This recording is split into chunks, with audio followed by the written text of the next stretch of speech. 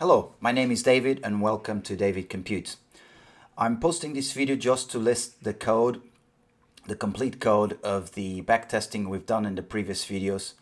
As in part 3, as I mentioned, there was a typo which I then corrected. So I decided to post this video just to list the code with nothing else. It's just really hoping that this helps you if you're interested in revising the code. So there it is. That's the same code. I haven't made any modifications. I just corrected the typos. I'll slowly scroll through the code so that you can see it all.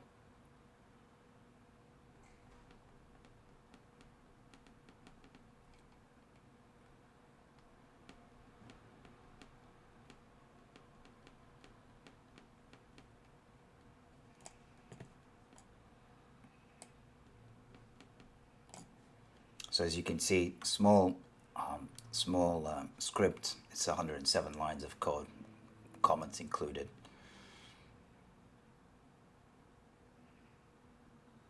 I hope you found this useful. As always, if you have any questions, feel free to drop them below and I'll try to answer.